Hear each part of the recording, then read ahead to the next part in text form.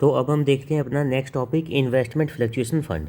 सबसे फर्स्ट जितनी भी हमारे पास में इन्फॉर्मेशन या फिर कोई न्यू वर्ड आ रहा है हमारे पास, कोई भी नई आइटम्स आ रही है, नया अकाउंट आ रहा है, तो उसका मीनिंग हमें पता होना चाहिए।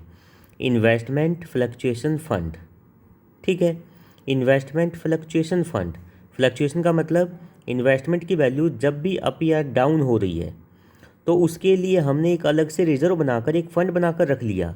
जैसे मान लो हमने इन्वेस्टमेंट कर रखी है 1 लाख रुपीज़ की, इसमें कहीं पर भी कमी आएगी अप टू 50,000, 50,000 रुपये तक में कहीं पर भी अगर इसमें कमी आएगी तो मुझे अपने प्रॉफिट एंड लॉस काउंट में से पैसा निकालने की ज़रूरत नहीं है, मुझे उसमें लॉस दिखाने की ज़रूरत नहीं है, मैं इस बैलेंस को यूज कर लूँगा। यानी मेरे कहने का मतलब इन्वेस्टमेंट अगर मेरी 90,000 की हो गई, 10,000 से कमी आ गई तो मैं 10,000 रुपये इस फंड में से पैसा निकाल लूँगा। अगर इन्वेस्टमेंट की कमी 20,000 रुपये से आ गई तो मैं 20,000 रुपये इस फंड में से निकाल लूँगा। अगर इन्वेस्टमेंट की कमी 50,000 रुपये से आ गई, यानी कि डाउन वैल्यू हो गई 50,000 से, तो मैं पूरा का पूरा 50,000 रुपीज़ इससे निकाल लूँगा। तो इन्वेस्टमेंट फ्लक्चुएशन फंड का मतलब ये एक ऐसा फंड जो कभी भी इन्वेस्टमेंट की वैल्यू डाउन होने लग जाए तो हम उसको यूज कर सकते हैं, उसको हम लोग बोलेंगे इन्वेस्टमेंट फ्लक्चुएशन फंड। अब टॉपिक वही चल रहा है, जब भी पार्टनरशिप फर्म की रेशो के अंदर चेंज हो रहा है तो पुराने पार्टनर्स क्या बोलेंगे, हमारा पुराना रेशो था 2:1, तो जो ये फंड हमने बनाया है वो बंटना चाहिए 2:1 के अंदर, और अब हमारा न्यू रेशो क्या हो रहा है 1:1। तो अगर हम इस फंड को बांट रहे हैं, अगर हम इस प्रॉफिट को बांट रहे हैं पुराने रेशो के अंदर, तो पहले मुझे ये चेक करना होगा जिस time profit sharing ratio change हुआ है क्या वहाँ पर कोई इन्वेस्टमेंट की वैल्यू डाउन हुई है। अगर इन्वेस्टमेंट की वैल्यू डाउन है तो पहले इस फंड से उस इन्वेस्टमेंट की वैल्यू को डाउन करने की एंट्री कर दो, उसके बाद बचा हुआ प्रॉफिट बांट दो। ठीक है, तो बात से सुनो, जब भी प्रॉफिट शेयरिंग रेशो चेंज होता है तो हम ये बोलते हैं भी आज तक का जितना मैंने फंड कमा रखा है उसको पुराने रेशो में डिस्ट्रीब्यूट करना चाहिए था, बट इसको डिस्ट्रीब्यूट करने से पहले ये चेक कर लो भी आज की डेट पर कभी इन्वेस्टमेंट की वैल्यू डाउन तो नहीं हो गई है।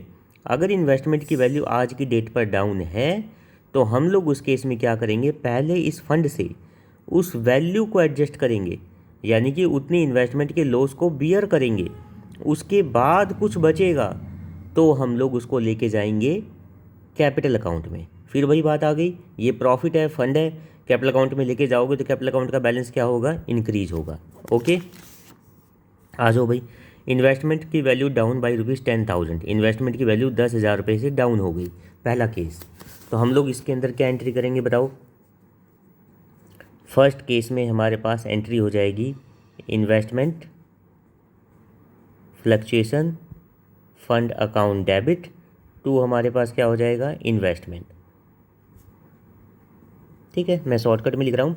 इन्वेस्टमेंट फ्लक्चुएशन फंड था मेरे पास 50,000 रुपीज़, जिसमें से 10,000 रुपीज़ यूज हो रहा है इन्वेस्टमेंट की वैल्यू को डाउन करने में, केस नंबर 1 में।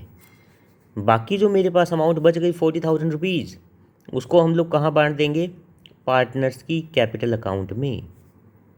जितने भी पार्टनर्स हैं उनकी कैपिटल अकाउंट में बांट देंगे हम लोग ओल्ड रेशो के अंदर। तो हमेशा ध्यान रखना, गुडविल जो हमने बांटी थी वो बांटी थी सेक्रीफाइसिंग रेशो के अंदर, और बाकी जितने भी बैलेंस शीट के पुराने बैलेंस है, चाहे वो प्रॉफिट का हो चाहे वो लॉस का हो, उन सभी बैलेंस को हम लोग बांटते हैं ओल्ड रेशो में।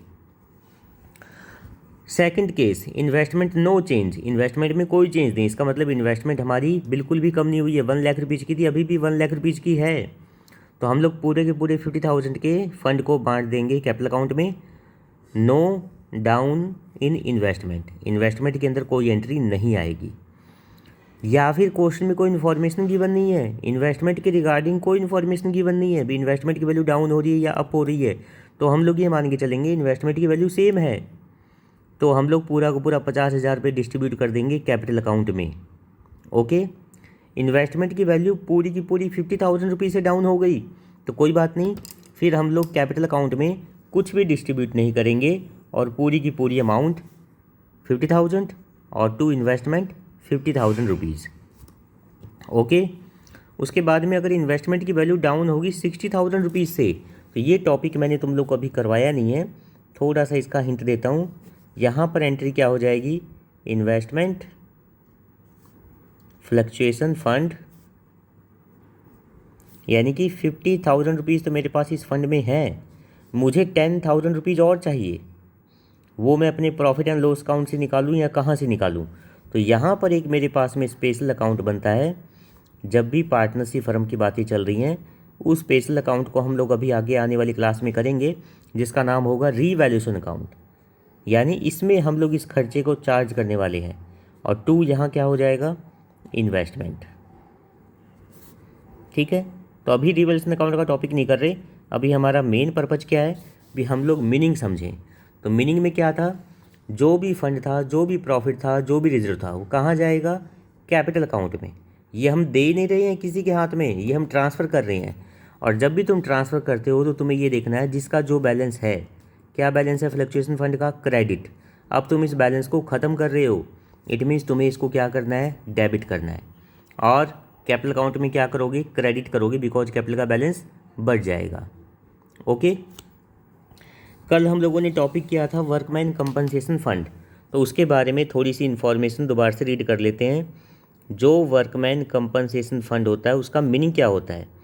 ऐसा फ़ंड जो वर्कर के लिए इमरजेंसी में यूटिलाइज हो। तो यहाँ पर भी सेम कंसेप्ट था। अगर किसी पार्टनरशिप फर्म के अंदर प्रॉफिट शेयरिंग रेशो चेंज हो रहा है तो उस फंड को हम लोग पुराने पार्टनर में डिस्ट्रीब्यूट करेंगे। बट डिस्ट्रीब्यूट करते टाइम अगर कोई लायबिलिटी पहले से हमें दिख रही है तो उस फंड में से उतना पैसा हम लोग लायबिलिटी में ट्रांसफ़र कर देंगे और रिमेनिंग अमाउंट जाएगी कैपिटल में। क्लियर? अब ये भी हो सकता है जितना फंड बना रखा पूरी की पूरी लायबिलिटी है तो पूरी की पूरी अमाउंट वर्कमैन कंपनसेशन फंड की लायबिलिटी में चली जाएगी।